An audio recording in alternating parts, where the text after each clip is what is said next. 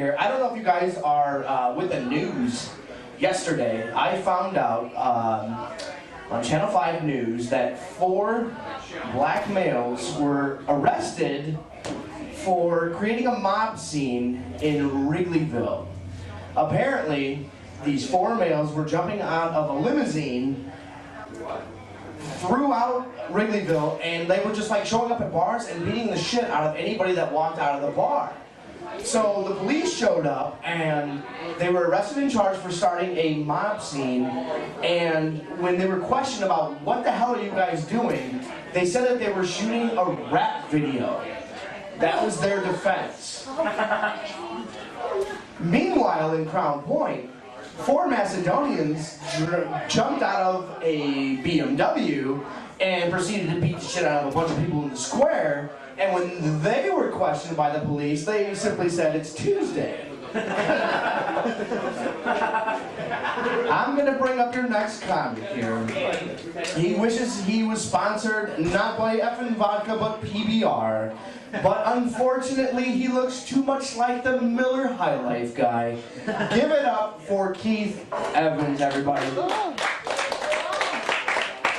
what's up, guys? Oh, this crowd is a little thin. It's like we used to have the super bad Jonah Hill crowd. Now we have the 21 Jump Street Jonah Hill crowd. So it's all good. So hey, you motherfuckers on the bar side, get your asses over here right now. So says the black guy. I won't say that at 9 o'clock because it gets too dark and it's Crown Point. So, like he said, you pass me that? We're going off notes today because I have all new jokes. So yeah, my name is Keith Evans, and I must admit I was recently raped by Daniel Tosh. So, just so you guys know.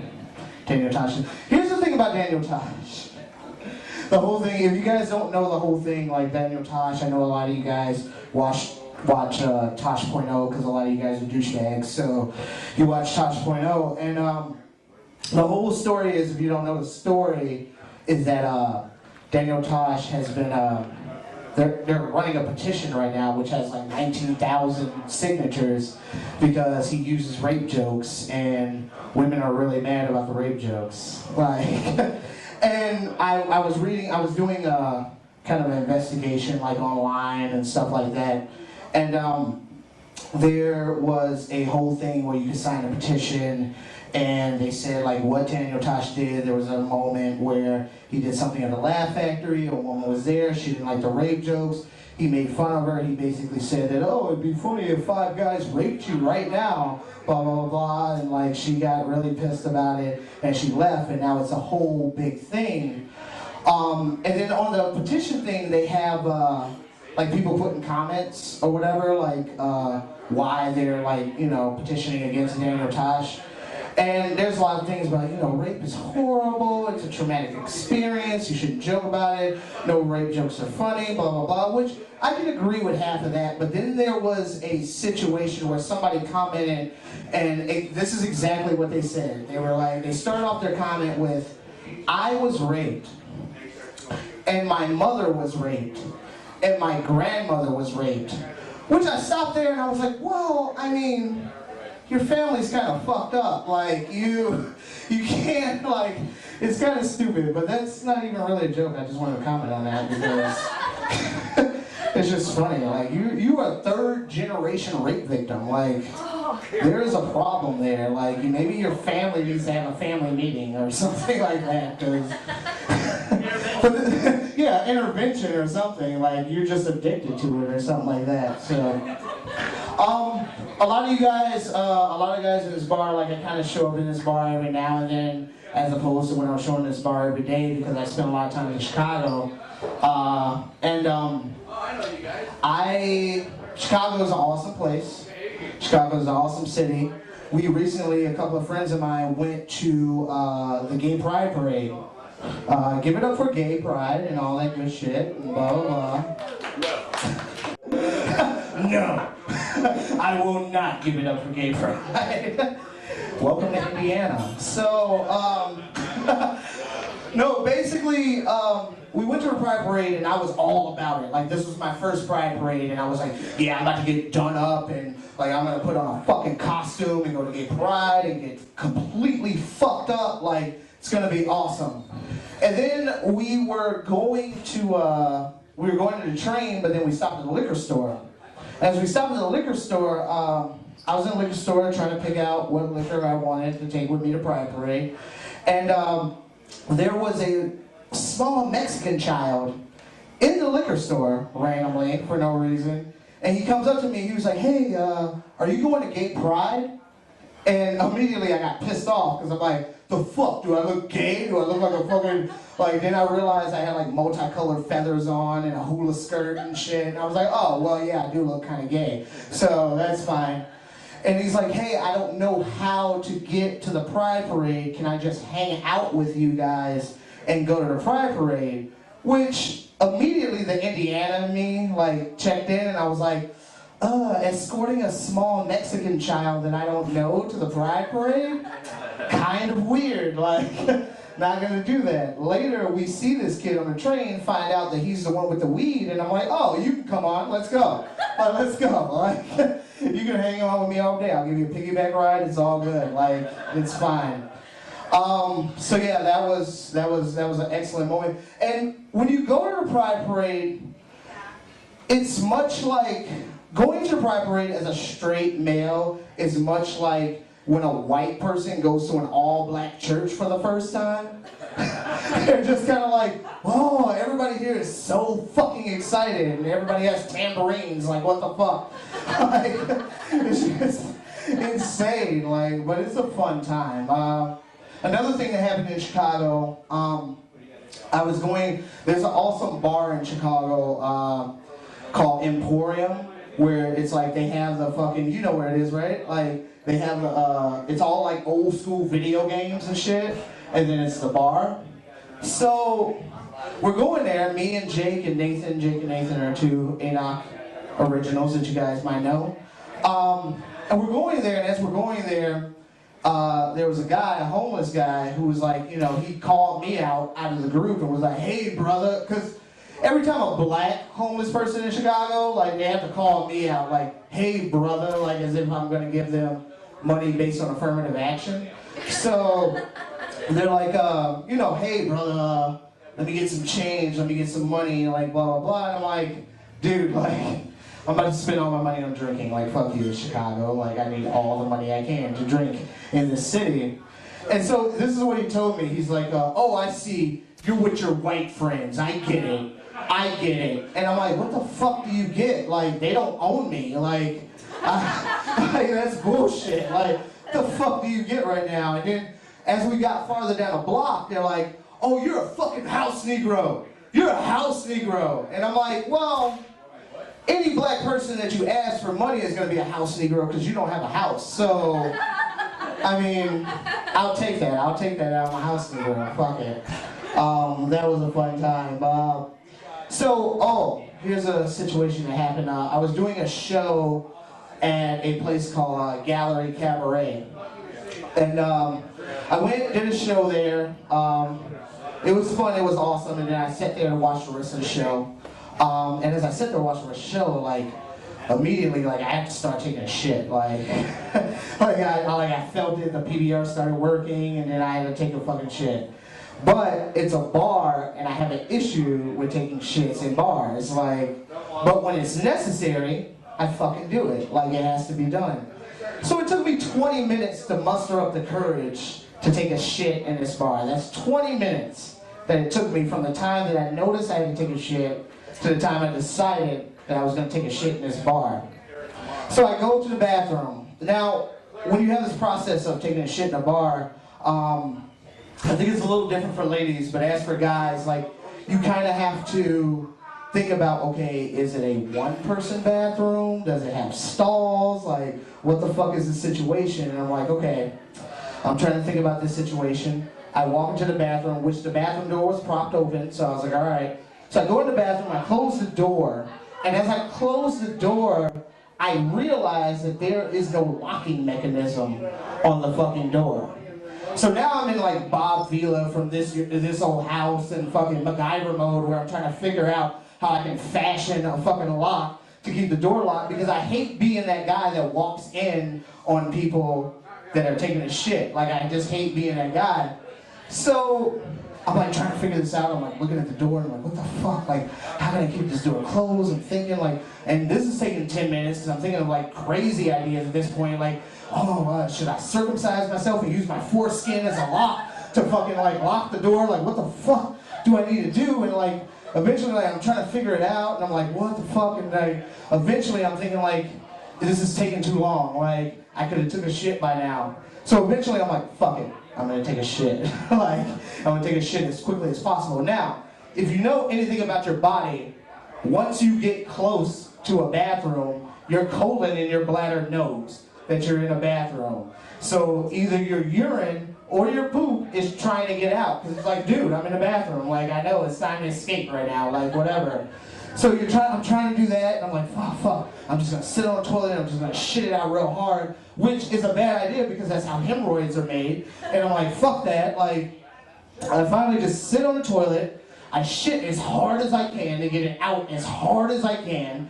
Boom, shit it out, and there's that 30, 60 seconds where you have to do that exhale where it's like, oh, I just shit it. And as soon as I did that, somebody walks in the fucking bathroom. They walk in the bathroom, they're like, oh, I'm sorry, you look like an asshole with your fucking pants down to your fucking ankles while you're sitting on a fucking toilet. It's terrible. But then this is what happened. I was like, okay, I gotta finish up. This guy wants to pee, like I gotta hurry up. I'm sitting there, I get up off the toilet, you know what I'm saying, I wipe, I do all that shit, whatever. I go to flush the toilet, and the toilet doesn't flush. So now, I'm pacing back and forth, like, what the fuck? Like, I gotta explain to this guy when he comes in here that I'm not the asshole who doesn't flush the toilet just doesn't work. Like, so I'm like freaking out, I'm like, what the fuck am I supposed to do? How am I supposed to explain this to him? How am I supposed to bring this up? Eventually I'm like, fuck it. 10 minutes, another 10 minutes goes by. It's been 40 minutes since this process has been going on, like, and it takes me literally 5 minutes to go in the bathroom, shit, and get out. 40 minutes this situation is going on. And then all of a sudden, I'm like, fuck it, I'm just gonna go out and I'm gonna explain to him. I go out the door. He's waiting at the door, obviously, to pee. I go out the door, I was like, listen, I need to explain to you. He's like, no, you don't have to explain anything to me, I understand, you're taking a shit. I was like, no, listen, I have to explain this to you. I go through the whole story about how I was like, in the bathroom, and there was no lock, and I didn't know what the fuck to do. And then I'm blah, blah, blah, and I'm like taking a shit, and then all of a sudden the toilet doesn't work. He's like, it's fine, man. He's like, it's cool. He was like, literally, shit happens. And he was cool. And I was like, awesome. Like, he's cool, whatever, blah, blah. I was like, I just didn't want you to think that I was an asshole. And he was like, I'm not going to think you're an asshole. I understand. I walk away from the door. He opens the door. As the door is closing, I hear him go, you fucking asshole. And I'm like, God damn it. So I took my shit and ran the fuck out. Like, it was scary. Like, I wasn't really happy about that shit at all. How are you guys doing? Good? Yeah? You guys enjoying yourself? Yeah? A.N.O.C 14. It's an awesome, awesome fucking time.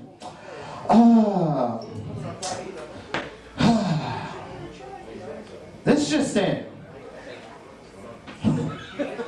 This just in. The war started. And I need you, all you guys, to donate your scrap metal. Donate your scrap metal to the war. We're going to put the blacks on the front line, because that's what we always do in every war. We call it Operation Nigger Distraction. So we whites can figure out what the fuck we're going to do. That's just a 1920s AM radio thing that I like to do at times. I don't care, whatever. You guys like pedophiles? Clap your hands if you guys like pedophiles. Jay Kinney, ladies and gentlemen, Jay Kinney, he'll be up next. Lock your children away. So, okay, I have this situation where I went to a show during Just for Last Week. I went to the Sarah Silverman show. You guys like Sarah Silverman? Whatever, blah, blah, blah. And Sarah Silverman has this thing where she used the word cunt a lot. I have an issue with the word cunt, and not the same issue that everybody else has. Like, I know like cunt is supposed to be the worst word that you can call a girl. It's the word cunt. It's kind of anticlimactic. Like, it's not like it's the worst word you can call a girl. But when you're in an argument, you're like, oh, your fucking womb is barren, and you're fucking blah blah blah. And I hope this happens to you, and I hope that's happening. You're a fucking cunt. Like, it's gay. Like, why would you even say that to a girl? I'd rather start using the word slut. Yeah. I'd rather start using the word slut. Like, for your vaginas, I'm just gonna start using the word slut. Like, we're like, ooh, girl, let me put my coins in that slot. Like, what's up? Which, my coins are my penis, just so you know. Like, my coins are my penis. Not a roll of dimes, a roll of quarters, ladies. Listen. That way you can be like, hey, I'm gonna put my coins in your slot, and I'm gonna give you a can of pop. Because a can of pop is an orgasm, just so you know. Like, a can of pop is an orgasm. That's how that works. So I'm just gonna start using the word. I'm just gonna start using the word slut. I don't like using the word slit because it sounds like a little girl's vagina. And it's weird. Like, I don't want to do that. It's kind of weird. So I often wonder. Is there like a smooth talking pedophile? Like a pedophile that's like, instead of just being all pedophile, he like real quick and just doing it and blah blah blah, he like captures a kid and he brings him back to the house and he sits him down, like he gets mood lighting with a bunch of night lights and shit, and he's like, oh yeah, like, you know, I have this, would you like a glass of apple juice? I have this glass of apple juice. It was made in 2008, just like you. And then he's like, oh yeah, you know, that beer makes you look thin. I really like that. You know, would you like to watch this episode of Wonder Pets? It's beautiful. Like, it's very. We're gonna watch it so we can make out during it. Like, it's just a weird fucking pedophile who's like, oh, you ready to get your diaper changed? Like, what's up? Like, I have this Cherry Oak California King changing table in my room if you'd like to try it out. Like, oh, no, don't worry about the cleft palate. It'll work fine for me. Don't worry about it. It's awesome. He's like, shh. Puts his hands to her lips, like, shh, shh, hush, little baby, don't you cry. It's a weird pedophile, right? Like, he's putting a lot more effort than it is, because, like, they're kids. They can't fight back, whatever. Oh, yes. Getting my Daniel Tosh on tonight. Don't care. Yeah, exactly. Sandman will come out in a minute to fucking escort me out. When I had, everybody knows that, like, well, not everybody, but, like, a lot of people knows, like, I have a 4-year-old daughter. She'll be 5 at the end of the month.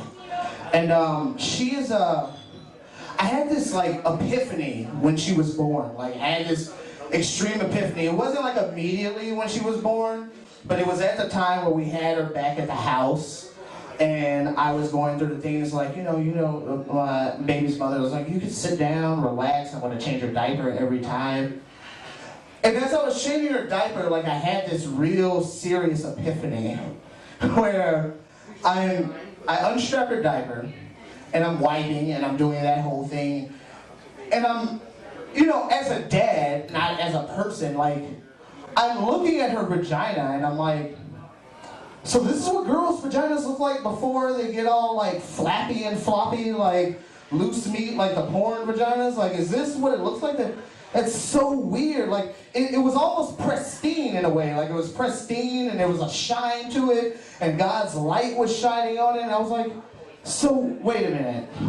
Between 16 and 30, you fuck up your vaginas completely. Like, you just start getting shit stuck in it, and it deflates like an inner tube, and you're like, what the fuck? Like, it just looks like a loose meat sandwich.